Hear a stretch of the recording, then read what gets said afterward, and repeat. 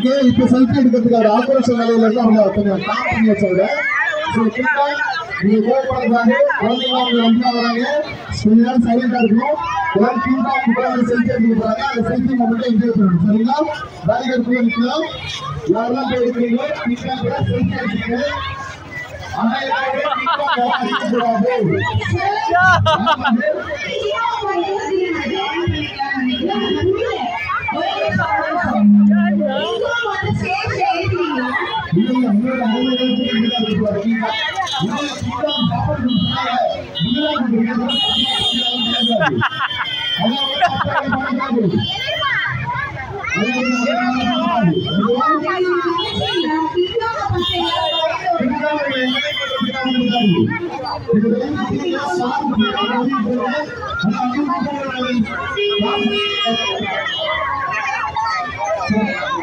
தீபாவளி கொண்டாட்டம் பயங்கர கோலாகலமா தெரியுமா? தீபாவளி ஆரம்பிச்சு ஆனா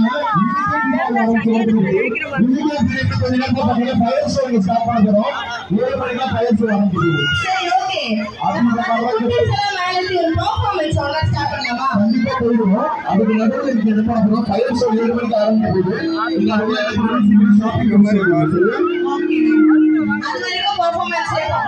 ஓகே டான்ஸ் ஆடுறோம். செல்ஃபி எடுக்கிறவங்க எல்லாரும் செல்ஃபி எடுங்க. ஆனால் கான்செப்ட் பண்ணி பாத்தீங்கப்பா, அது குழம்பு காம்பவுண்ட் பண்ணிருக்கோம். நீங்க மாதிரி பிடிச்சிட்டு அதை போய் கோவப்படுத்தி இடுப்பை கை வச்சுடாதீங்க. இருக்காங்க சரிங்களா? இந்த மாதிரி இடுப்படி கேட்காதீங்க. சாரி, இடுப்பை யாரும் கை வச்சுடாதீங்க. இருக்காங்க கான்செப்ட் பண்ணக்கூடாது. யாரும் கொண்டு போய் இருக்காங்க பசிக்கு நினைச்சு பேப்பர் சாப்பிட இருக்காங்க. உங்களை அள்ளி சாப்பிட போகணும். பேப்பர் பில்ல கொண்டு போய் வாய வச்சிருக்கோம். குட்டீஸ் ஸ்டேஜ் கேட்டுருக்காங்க. இது ஒரு நல்ல சாங் இருக்கு. போட்டாங்க நீங்க அது கூட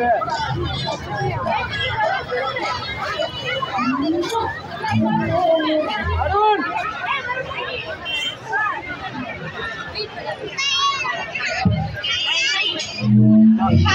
வணக்கம் மக்களே.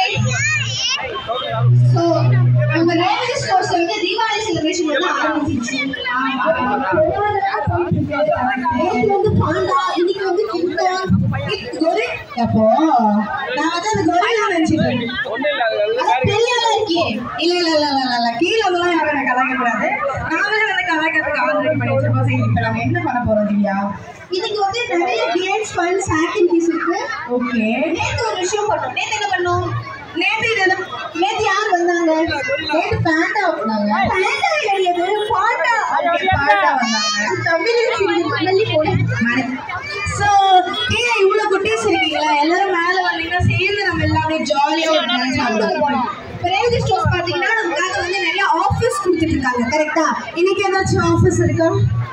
இன்னைக்கு ஏதாவது ஆஃபர் இல்ல. ரேவதி ஸ்டோர்ஸ்னாலே ஆஃபர்ஸ் தான்.